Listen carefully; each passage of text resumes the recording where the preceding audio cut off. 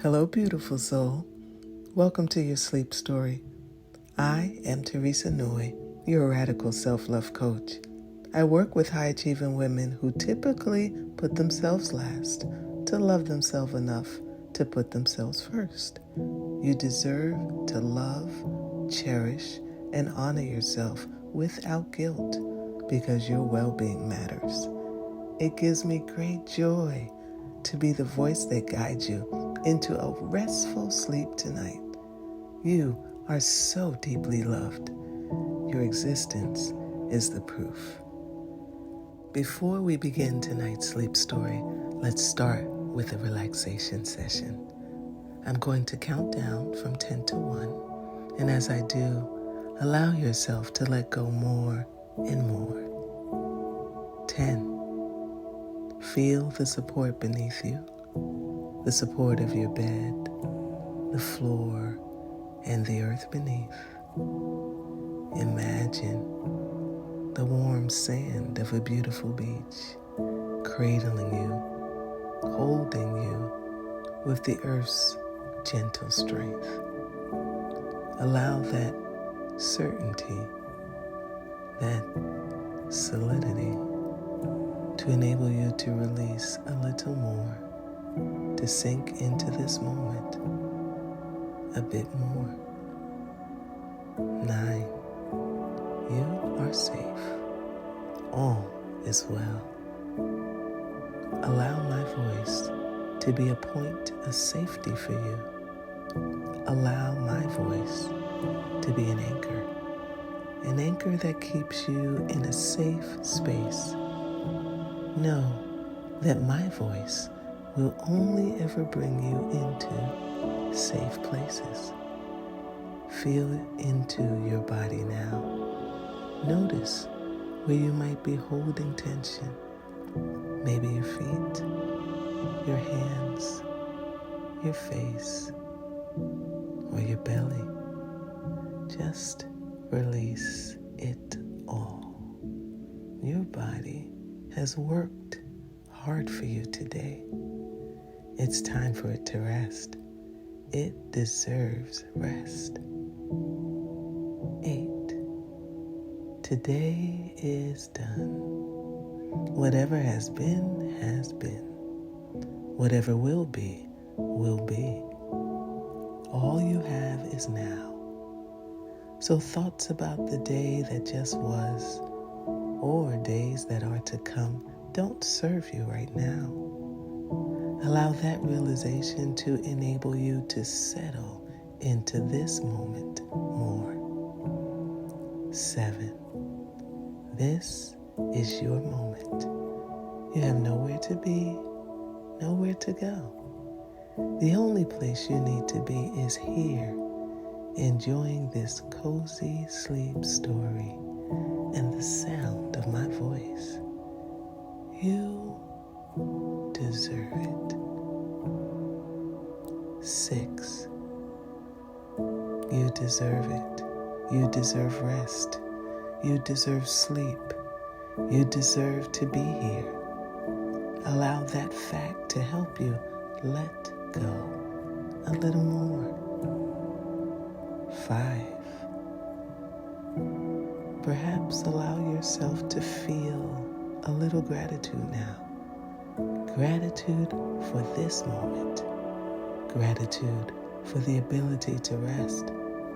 Gratitude for the simple things. Your breath, the shelter you have tonight, the opportunity to switch off in a place of safety. 4. Embrace the coziness of this moment, the coziness of lying down in a safe space, moving towards sleep in the beautiful act of storytelling. 3. Begin to engage with your imagine now. Engage with your imagination.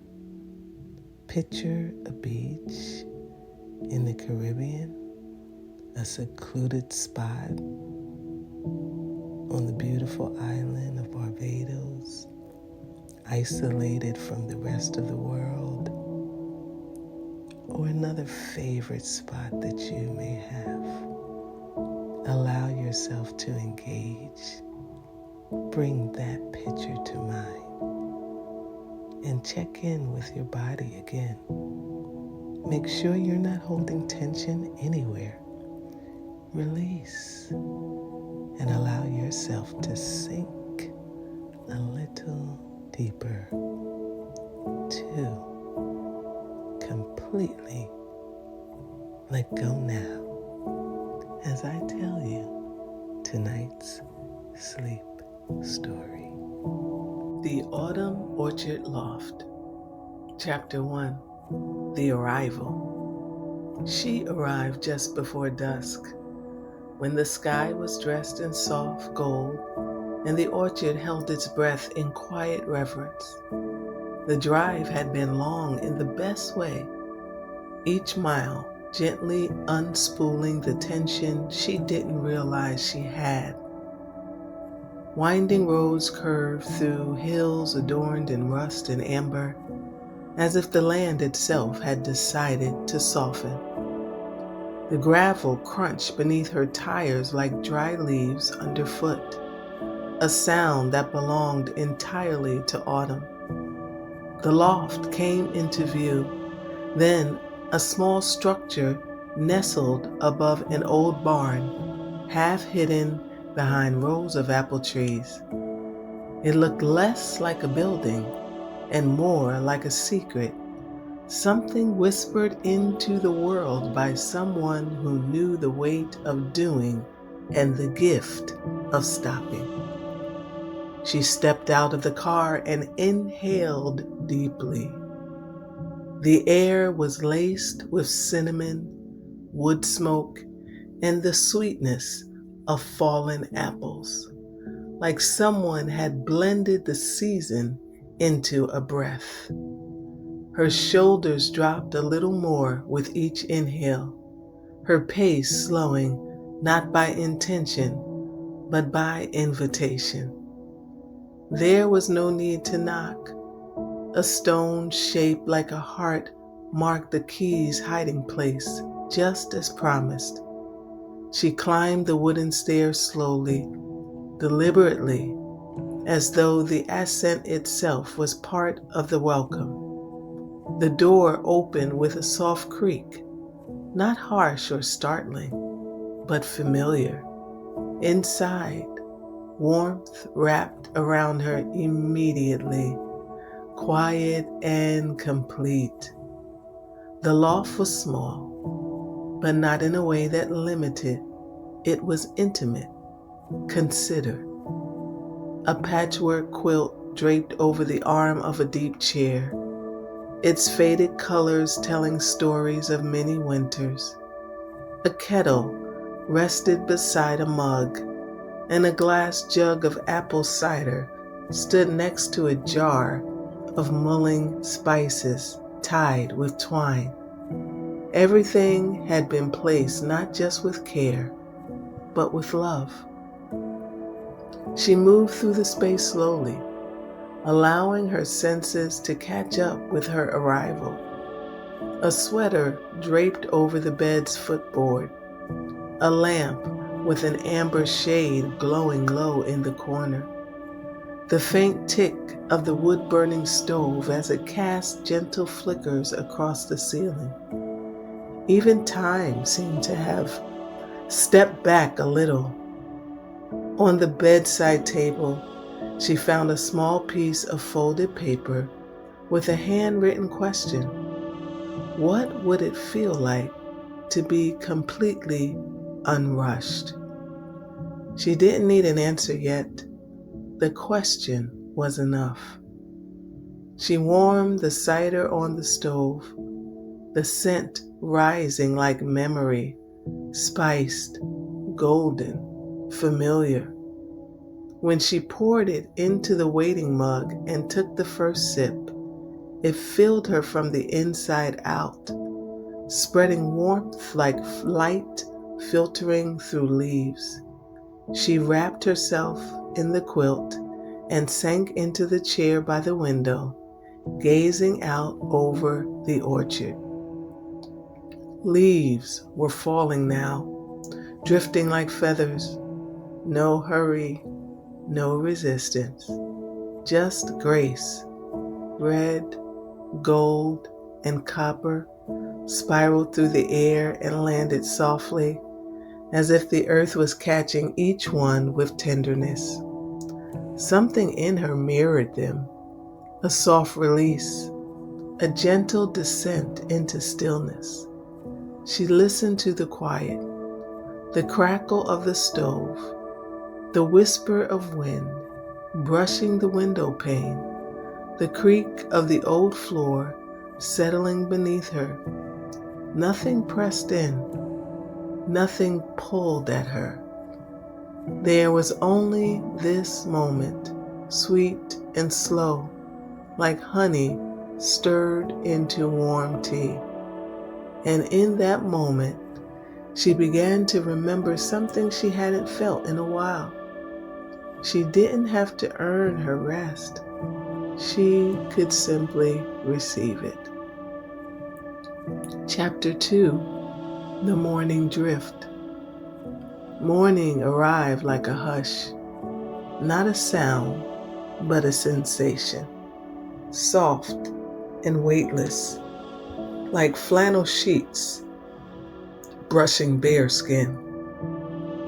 The light filtered through the orchard slowly, respectfully, slipping between the leaves in quiet golden strands. Nothing stirred too quickly. Even the sun seemed to understand that this day was not meant to be rushed. She woke without an alarm, without a start, just a slow return to waking, as though the body had finally remembered its own rhythm. Her eyes opened to a room bathed in amber and cream, the light catching dust motes mid-dance. They floated like wishes, slow, unspoken, and free. Outside the window, fog lingered low over the trees, cradling the orchard like a blanket freshly pulled from a cedar chest. The apple trees stood tall and quiet, their branches heavy with fruit. Each apple held a shine that seemed less like a reflection and more like a quiet joy, the kind that comes from simply being ready to be picked. She sat up, the quilt still wrapped around her, and let her feet rest on the warm wooden floor. The stove, still faintly aglow from the night before, exhaled soft warmth. She didn't move quickly. There was no list, no expectation, just a gentle pull to be awake in this place with herself. She made tea this time, chamomile with a hint of orange peel and clove. The steam rose in curls, carrying with it a scent that filled the loft like memory. She stood by the window as she sipped, watching a squirrel leap from branch to branch with such ease it made her smile. Everything here moved with grace. Even the smallest things knew how to be fully present. She noticed a journal on the windowsill, one she hadn't seen the night before. Its cover was soft, worn like river stone, with edges that curled slightly at the corners. A pen lay atop it, the kind that glides like a whisper across paper. She opened to the first page. There were no instructions, no prompts, just the invitation of the blank page, wide, open, and without demand. She wrote slowly, not to produce or plan, but to pour. Thoughts that had been crowded in the corners of her mind began to loosen. Not in a rush, not all at once, but like leaves caught in a breeze. One thought lifted, then another and another. And as she drifted onto the page, space opened up inside her.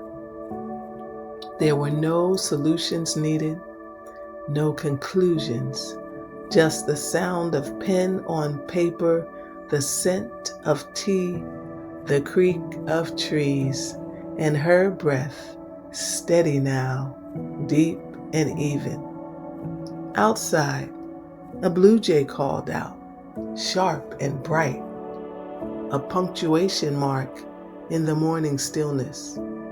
She looked up and noticed the sun beginning to break through the fog, bathing the orchard in a soft glow. Every branch shimmered slightly, dew catching the light like pearls strung across bark and blossom. She pressed her hand to her chest, not as a gesture, but a knowing. There was peace here, not because anything had changed, but because she had changed, not transformed in the way she had so often pursued, with goals and checklists and hard-won milestones, but softened, unraveled in the way fabric falls when the tension is finally released. She didn't need to figure it all out. She didn't need to organize or optimize. In this loft, above the orchard, in the slowness of the morning, she remembered something precious. There is beauty in letting things unfold. And so she did. The day stretched ahead like a long sigh. No rush, no noise, just space. She would pick apples later, maybe, or sit in the rocking chair on the porch and count the ways wind can move through trees, or write more without trying to make it anything, or simply lie in bed and watch the light play against the ceiling, the way sunlight can turn plain wood into gold. Here, there was no ladder to climb, no prize to win, only the soft, steady hum of a life allowed to breathe. And she did. Chapter 3, The Orchard Walk. Later that morning, the sun stretched itself fully awake, spilling warm light across the orchard like a blessing. It draped the trees in gold and lit the edges of each leaf until they shimmered, delicate and precise, like stained glass held to the light. The sky was the softest shade of blue, the kind of blue that seems to hum rather than shine. A color that quiets the nervous system just by existing. She stepped outside, wrapped in a shawl, her boots crunching gently along the path. The chill in the air was tender, not biting. The kind of cool that wakes you up without asking anything of you. It reminded her of the way a kind hand rests on your back, firm enough to ground, gentle enough to soothe. The orchard greeted her in full stillness, yet nothing felt empty. Every branch seemed to whisper. Every breeze held meaning. Apples hung heavy and generous, their blushes bright against the amber leaves. She reached up and picked one without thinking, as if the tree had offered it just for her. She bit into it, Sweet, crisp, immediate. The flavor wasn't complicated. It was true, as if the fruit had spent all year learning how to be exactly what it was meant to be and nothing else. She wandered slowly, letting her hand trail across the rough bark of trees, brushing low-hanging branches like a greeting.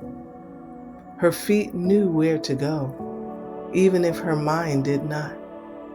But that was the gift of this place. There was nowhere she needed to end up, no one to impress, no goal to conquer. A soft wind stirred the leaves, and they began to fall again. Just a few at first, then more, drifting like pieces of silk torn from the sky. Each one made its way down with such unhurried grace, it was impossible not to feel awe.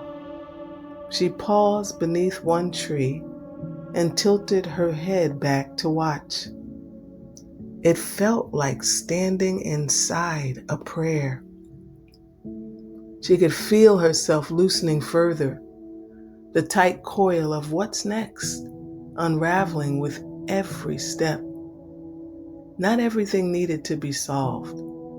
Not every moment needed to be filled. In the orchard's quiet language, she was learning a new way to be, receptive, curious, present. Near the edge of the trees, she found a small wooden bench carved with ivy patterns. She sat, apple in hand, and let the world unfold around her. A butterfly passed, slow and deliberate, as if it too had given up rushing. A robin rustled in the brush and hopped out into the sun, lifting its head as to say, "You made it." And she had. She had made it, not just here to the orchard, but into a space within herself she hadn't visited in a long time. A space where rest was not an indulgence, but a homecoming. A space where she wasn't holding her breath for the next thing, but breathing fully in this one. She looked up. Through a break in the trees, she could see the outline of the loft above the barn, soft and welcoming, like the final line of a favorite poem. She imagined what it looked like from a distance. A woman sitting quietly among the trees, wrapped in a shawl, cradling an apple in one hand and time in the other. Not lost, not behind, not late, just here. And the question that had floated with her since she arrived, the gentle inquiry scrawled on paper the night before, what would it feel like to be completely unrushed? It didn't need an answer anymore, because now it was being lived. Chapter 4. The Afternoon Light. The loft welcomed her back like a familiar embrace. Afternoon sunlight spilled through the windows, soft and thick, like honey warmed over low heat.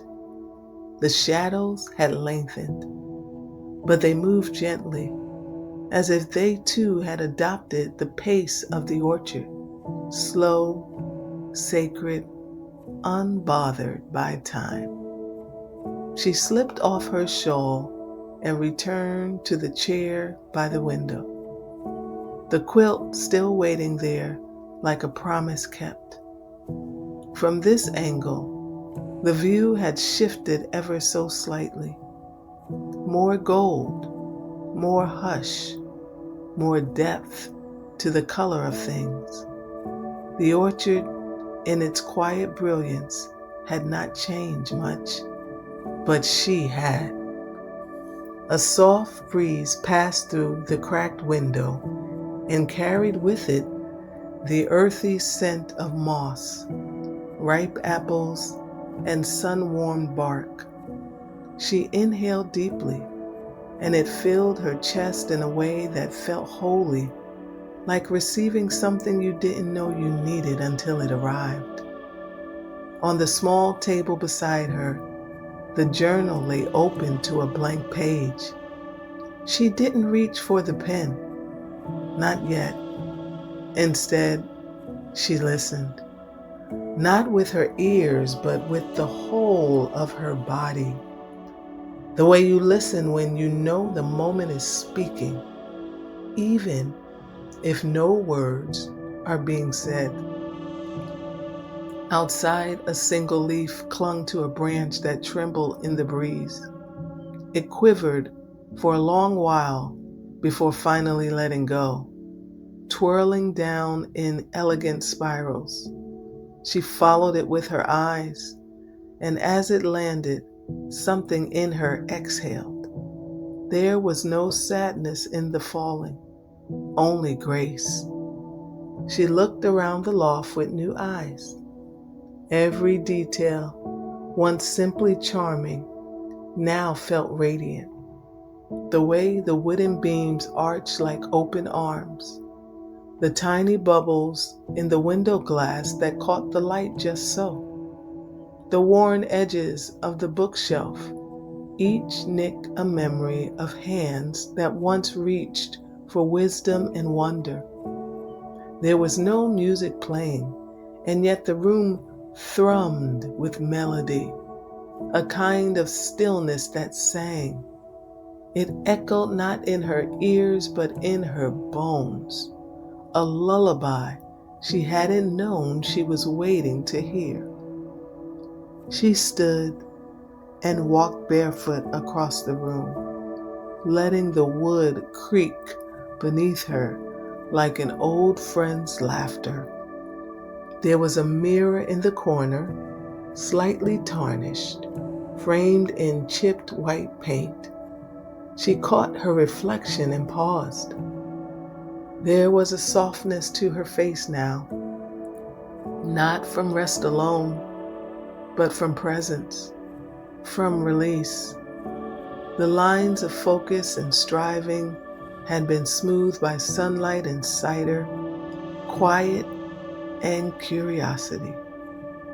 She looked at herself and saw not the achiever, not the performer, but the being, the woman beneath the doing, the self who didn't need to prove anything to be worthy of peace.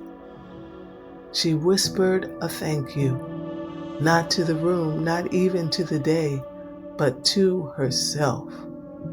Thank you for coming back to this.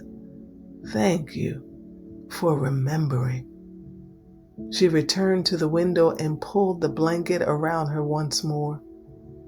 The warmth seeped in quickly, not just through her skin, but through something deeper. She rested her head back and let her eyes drift closed, not from tiredness, but from contentment. The kind of rest that blooms when striving ceases. Below the orchard glowed as the sun tilted west. Each tree stood like a quiet elder, strong and slow and certain. They didn't beg for attention. They didn't compete for light. They just received it. And so did she. In the stillness of that afternoon hour, without effort or expectation, a new rhythm took root in her, one that didn't depend on clocks or checklists, but on presence, breath, and beauty. She didn't need more. She simply needed this. And this, she realized, had been waiting for her all along. Chapter 5, Twilight in the Loft. As the day exhaled into evening, twilight settled over the orchard like a velvet shawl. The sunlight thinned into a soft glow, and the sky began its quiet transformation. Blue giving way to lavender, then rose, then the dusky hush of approaching night.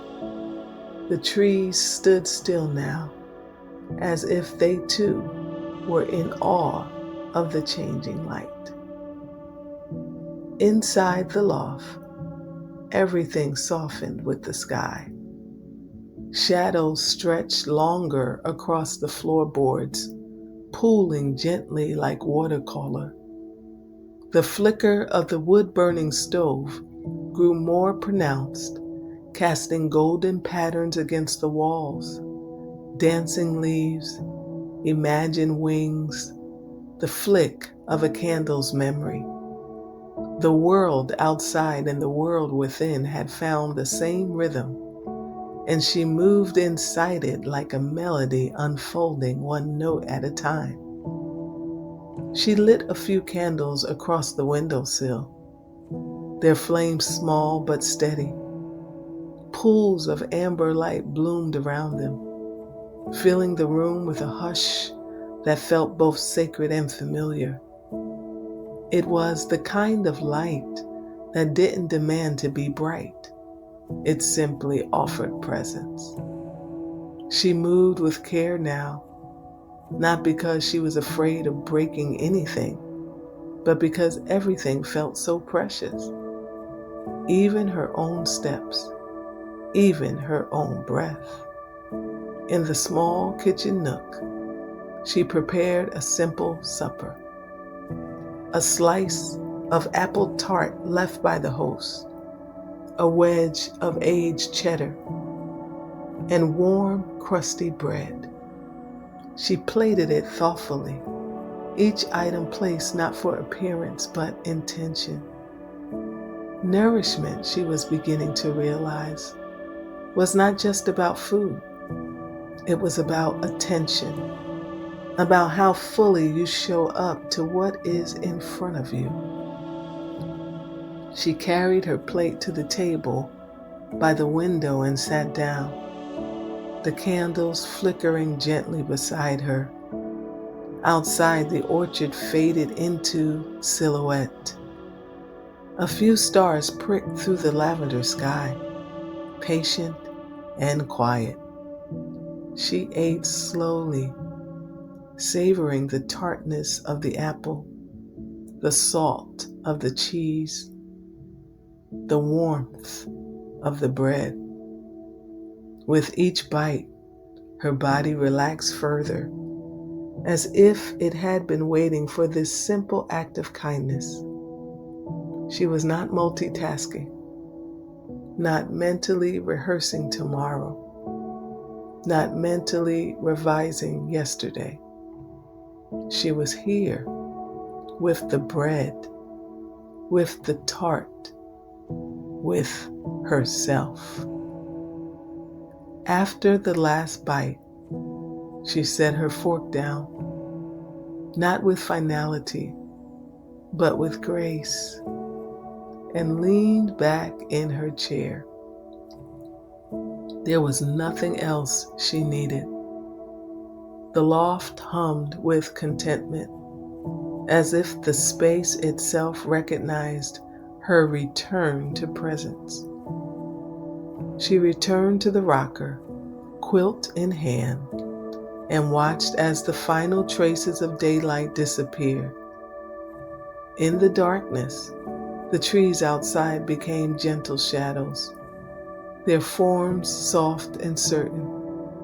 There was no sharpness, no urgency, only the slow turning of the day's last page. She reached for her journal again, but not to write this time.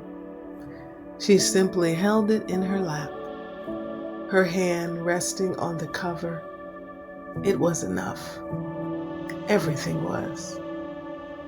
She let her head fall back against the chair and closed her eyes.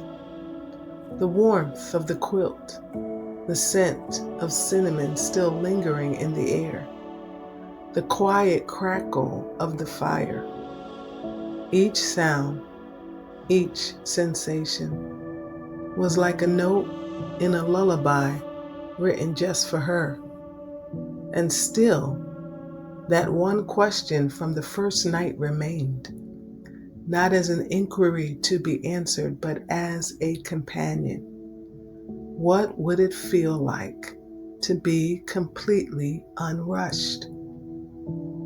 She now understood that the question itself was the invitation, not to do more, not to fix or figure out, but to enter, to live inside the answer. And in this twilight hour, in this orchard loft above the quiet world, she was fully, softly, gracefully, gratefully. She stayed in the chair until the sky darkened completely, until the stars began to scatter themselves like sugar over velvet. Then, slowly, she stood and whispered goodnight to the window, to the trees, to the quiet that held her all day. Then she turned toward bed, where sleep waited like a soft promise. Chapter 6. The Stillness of Night. The loft had fallen into complete stillness, the kind that feels sacred, not silent because something is missing, but quiet because everything is whole. Darkness had folded itself around the orchard like a lullaby. The trees below now slept under the stars, their shadows long and soft against the silvered ground. Above them, in the loft, she moved gently, as if the night itself could feel her footsteps. She had drawn the curtains only halfway, letting the moonlight spill through, a beam of silver resting across the quilt like a blessing. The candles had burned low, their wax pooled quietly in shallow dishes, little reminders of light that had done its job. The fire in the stove had mellowed to a soft amber glow, pulsing like a heartbeat, slow, steady, content. She changed into her night clothes, a soft, long cotton gown that brushed against her skin like a whisper. There was nothing rigid, nothing structured. Everything about her now was loose, flowing, surrendered. Even her thoughts had uncoiled. They no longer marched, they drifted. She sat on the edge of the bed and ran her fingers along the pages of her journal one last time. Not to write, not to reflect, simply to feel the weight of it, the small, sweet weight of time made visible, a record of presence, of being. She pressed her hand once more over her heart, not from habit, but from deep instinct. She could feel it there, the quiet aliveness, not a buzz or rush, not a drumbeat of urgency, just the gentle, constant rhythm of life, asking for nothing but her attention. She turned back the quilt and climbed into bed. The sheets were cool against her skin at first, but they warmed quickly like a welcome. She nestled into the pillow, one hand beneath her cheek, the other resting softly by her side. There was nothing to hold and nothing to carry. The loft seemed to breathe with her, the creak of wood settling, the soft tick of the stove cooling. Even the wind outside had gentled to a hush, brushing softly against the windows like an old friend tucking her in. And still, that one question hovered, not urgent, not insistent, but present. What would it feel like to be completely unrushed? And here, in this final moment of the day, the answer came, not in words, but in clarity, in sensation. It felt like the space between heartbeats, like the sigh of the earth when night falls, like a body at rest that no longer braces for the next thing, like the deep inhale before a dream begins, like trust that nothing is being missed, trust that stillness is not stagnation, but invitation, trust that beauty does not have to be chased to be received. Outside, the moon rose higher, casting a silver glow across the orchard. Each tree, each branch, each resting apple seemed to shimmer with a quiet wisdom, one that didn't need to announce itself to be known. It simply was. And so was she. She was no longer reaching, no longer proving, no longer performing. She was here, wrapped in the softness of night, held by the simplicity of now. Sleep approached not as an escape, but as a continuation. Not a shutting down, but a deeper turning inward. A slide into a softness that had always been waiting beneath the surface of her days. Her breath slowed, her body loosened, and as she drifted, she carried with her no plans, no strategy, no analysis, only a feeling of enoughness, of belonging to herself, of arriving again and again in the only place she ever truly needed to be. And just before sleep took her fully, she whispered a final word, not out loud, but into the quiet chambers of her own heart. Thank you. Then she let go, and the night held her completely.